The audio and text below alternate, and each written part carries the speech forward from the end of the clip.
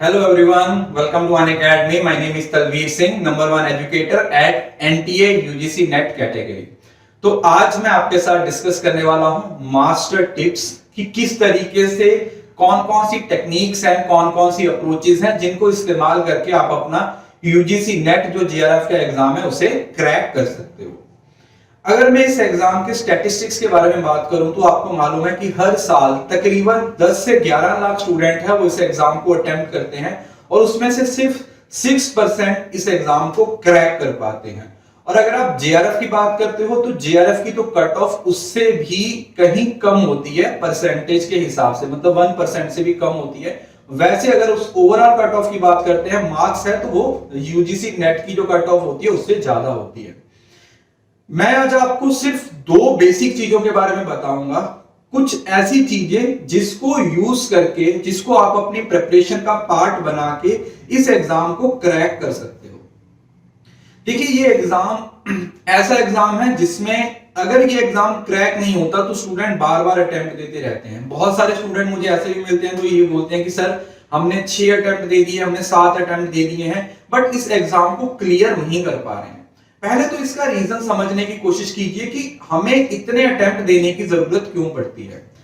दो JRF exam crack करने के एक्सपीरियंस के बेस पे मैं आपको बताऊंगा कि आपको कौन सी चीजें करनी है और कौन सी चीजें नहीं करनी। अगर इस एग्जाम के पैटर्न की बात करें तो इस एग्जाम को आप दो हिस्सों में डिवाइड करते हो। फर्स्ट पेपर होता है जो सभी के लिए कॉमन होता है, ठीक है। फर्स्ट पेपर सभी को देना पड़ता है, सभी के लिए कॉमन होता है। और अगर आप सेकंड पेपर की बात करते हो तो जो सेकंड पेपर होता है वो हमारे सब्जेक्ट का होता है, ठीक है। जैसे फॉर एग्जांपल मैंने कॉमर्स और मैनेजमेंट में जेआरएफ क्लियर किया है तो उसके लिए मेरी एमबीए भी है और एमकॉम भी है, ठीक है। अगर आपने सोशियोलॉजी से हो तो आप अपना सेकंड पेपर सोशियोलॉजी में दोगे। अगर आप इकोनॉमिक्स से हो तो आप अपना सेकंड पेपर है उस इकोनॉमिक्स में दोगे। बट प्रॉब्लम क्या आती है, गलती क्या होती है, पहले वो समझते हैं और फिर उसको इंप्रूव करने की कोशिश करते हैं। सबसे बड़ी गलती जो होती है वो स्टूडेंट्स क्या करते हैं, वो without any right approach, without any guidance, वो सिर्फ पढ़ाई शुरू कर देते हैं। वो क्या देखते हैं कि इतना मेरा सिलेबस है, मुझे इसको खत्म करना है और उसके बेस पे मैं एग्जाम को क्रैक कर दूंगा। जबकि यही सबसे बड़ी गलती है जिसकी वजह से उन्हें बार बार क्या करने पड़ते हैं, अटेम्प्ट देने पड़ते हैं।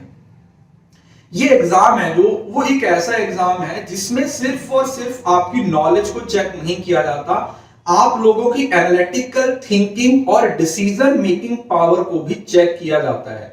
तो आप लोगों ने सिर्फ अपनी पढ़ाई पे ध्यान नहीं देना, आपने सिर्फ ये नहीं देखना कि मुझे कितना सिलेबस कवर करना है, आपने दो चीजों पे और ध्यान देना है। कौन कौन सी? एक है एनालिटिकल थिंकिंग डेवलप करना और दूसरा क्या है, डिसीजन मेकिंग अप्रोच को समझना। अब जो स्टूडेंट गलती करते हैं वो क्या करते हैं, वो बस सारे साल या 6 महीने जितनी देर तक प्रिपरेशन करते हैं वो बस पढ़ते रहते हैं, पढ़ते रहते हैं, पढ़ते रहते हैं, और जब एग्जाम आता है उसमें वो अच्छा परफॉर्म नहीं कर पा रहे। तो आप ऐसे समझ लीजिए कि ये दो स्टेजेस हैं, एक वो जो आपकी प्रिपरेशन की स्टेज है और एक वो स्टेज जब आप एग्जाम को अटेम्प्ट करने के लिए जा रहे हैं।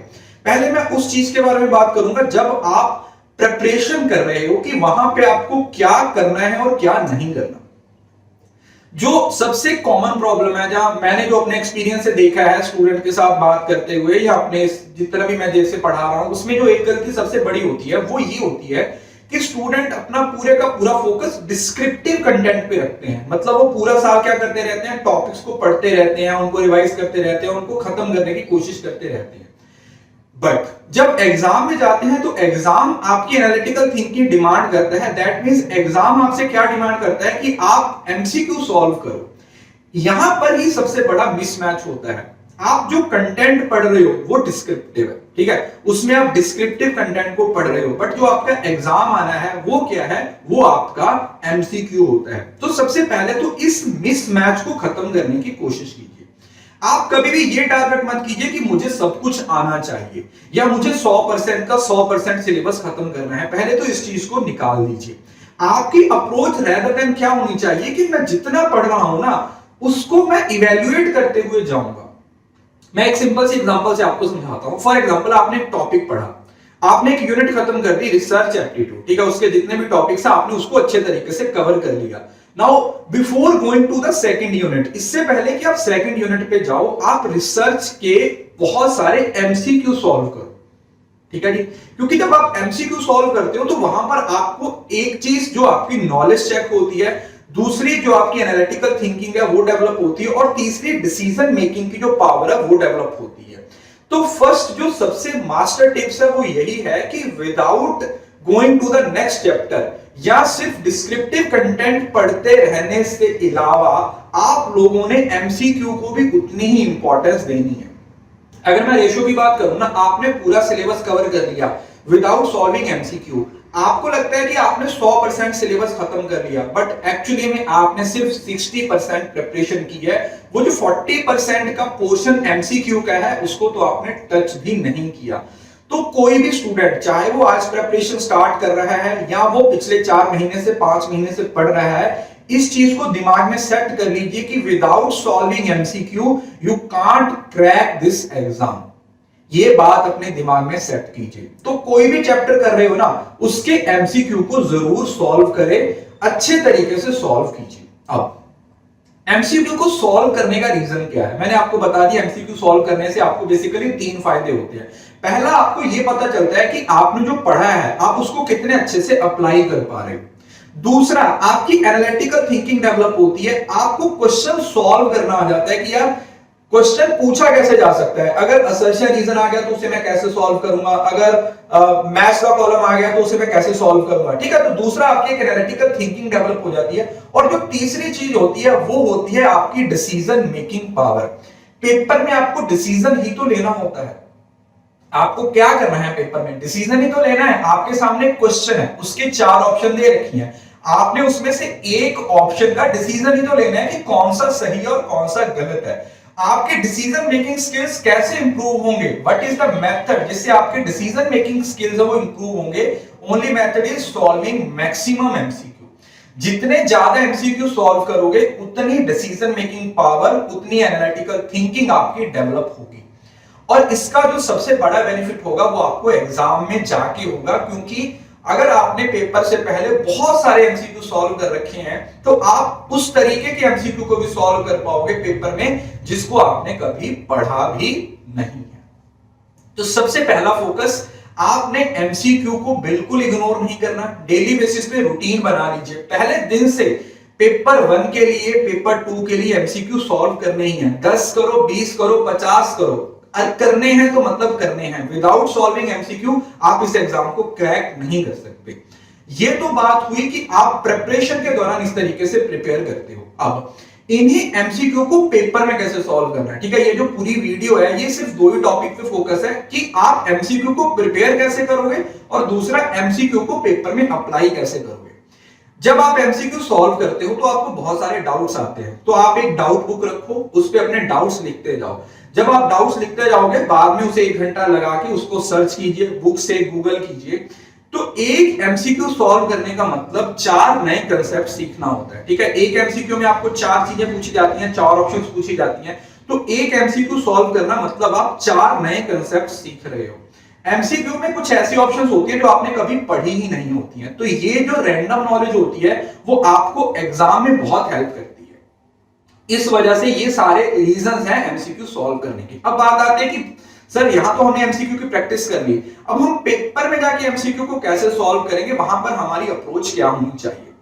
पेपर में एमसीक्यू को सॉल्व करना या एग्जाम को अटेम्प्ट करने के लिए आप 2-3 चीजों का ध्यान रखिए। सबसे पहले जो पेपर में गलती होती है एमसीक्यू सॉल्व करते टाइम, हम कुछ क्वेश्चन को ना बहुत ईगो पे ले लेते हैं। स्पेसिफिकली जब आपके सामने डीआई, मैथ या प्रैक्टिकल पोर्शन आ जाता है ना, तो आप उस एक क्वेश्चन के चक्कर में बहुत सारा टाइम वेस्ट कर देते हो कि यार ये तो बनाना ही बनाना है, बनाना ही बनाना है। तो सबसे पहली गलती ये नहीं करनी, किसी भी क्वेश्चन पे 1 मिनट से ज्यादा देर रुकना नहीं है। अगर 1 मिनट में सॉल्व हो रहा है that is well and good, अगर नहीं हो रहा then just move to the second question.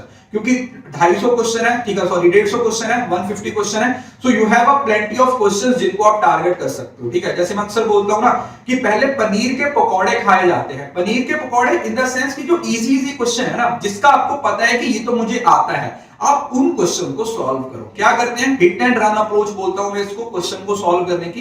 Hit and run का मतलब क्या है कि आपके सामने जो क्वेश्चन आया आप उसको देखो। अगर तो वो अटेम्प्टेबल है, आपको आता है, तो उसे उसी टाइम पे हिट करो और आगे बढ़ो। दूसरा क्वेश्चन नहीं आता, उसको स्किप करो फिर आगे बढ़ो। मतलब एक बार सारे क्वेश्चन के गो थ्रू हो जाओ और उससे आपको क्या हो जाएगा, 25, 30, 40% जो क्वेश्चन आपके 100 टाइम श्योर है ना, वो आपके सॉल्व हो जाएंगे।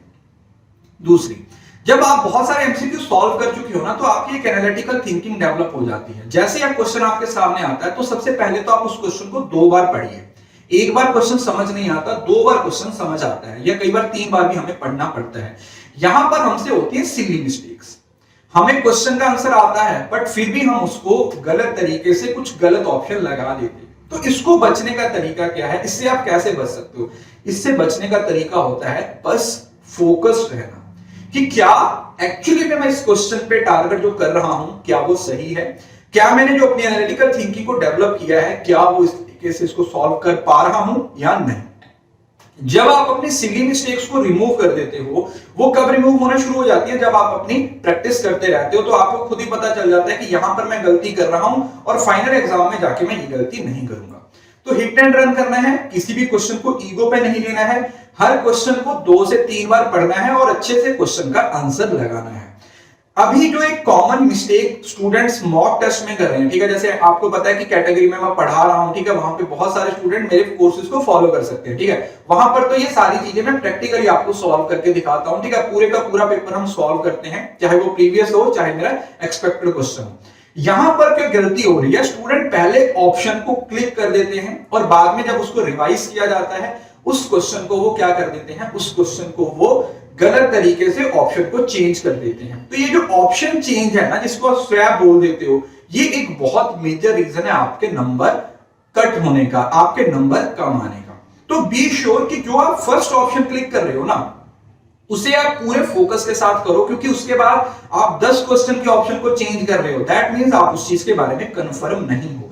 तो ये गलती भी नहीं करनी, बार बार ऑप्शंस को चेंज नहीं करना।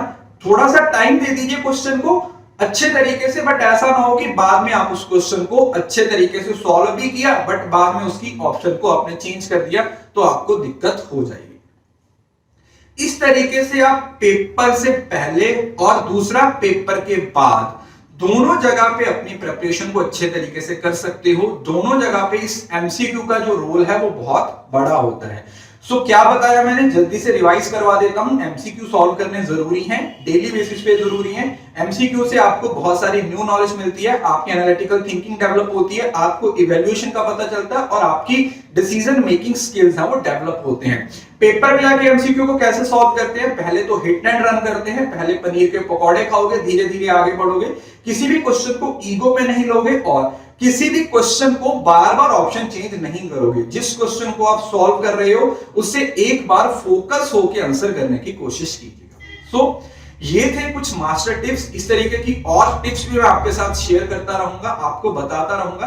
आई होप कि इस वीडियो से आपको हेल्प हुई होगी। अगर वीडियो अच्छा लगा तो अपनी फीडबैक जरूर बताइएगा। मुझे बताइएगा कि ये जो मैंने टिप्स आपको दी है, ये जो मास्टर टिप्स हमने सीरीज शुरू की है, उससे आपको कितना फायदा हुआ, और ये जो मैंने स्पेसिफिकली एमसीक्यू बेस्ड टेक्निक बताई है या जो हैक्स आपको बताए हैं, उससे आपको कितना बेनिफिट होगा। क्योंकि जब आप इन चीजों को अप्लाई करोगे ना, तो डेफिनेटली आपको खुद ही इंप्रूवमेंट नजर आएगी। बस आपको करना क्या है, सिर्फ पढ़ाई नहीं करनी, एक सिस्टमेटिक वे में एक अप्रोच को ध्यान में रखते हुए पढ़ाई करनी है, ताकि जो जो गलतियां पहले स्टूडेंट कर चुके हैं वो आप मत करो। क्योंकि जरूरी नहीं होता कि हर गलती खुद करें और उससे सीखे, आप दूसरों की गलतियों से सीख के भी लाइफ में आगे बढ़ सकते हो। सो बाकी ऑल द बेस्ट, एग्जाम को अच्छे तरीके से प्रिपेयर कीजिए और आपका ऑल इंडिया रैंक जेआरएफ जरूर क्लियर।